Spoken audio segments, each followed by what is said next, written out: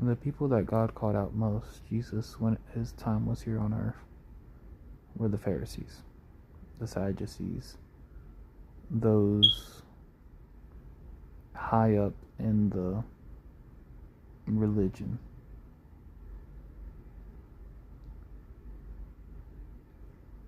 Some say that it was, or I wouldn't say some, most say that it's because of pride. Others say it's because they added on to God's law. It was because they changed the law. They weren't acknowledging it the way that it should have been acknowledged.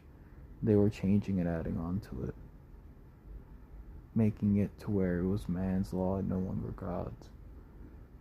They took something meant for good and distorted it so much that you could no longer tell that it was from God, because you were adding so much to it.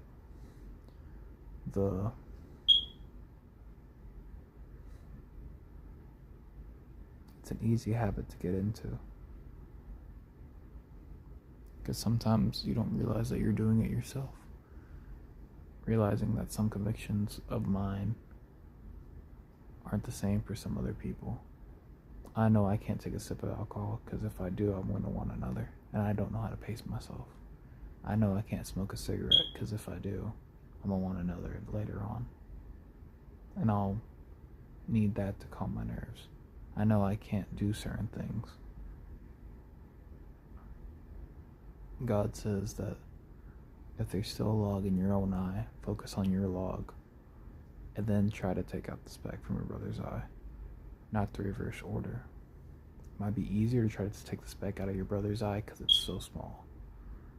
But once you realize how big your own sin is, you'll focus on yourself, and then once your brother asks for help, that's when you can help your brother.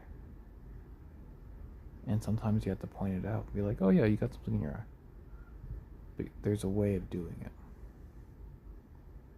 Be careful not to add on to God's law, because that's what brings religion. That's what brings burnout. Make sure not to put more pressure on yourself than Jesus put on himself. Some of us expect to be perfect overnight,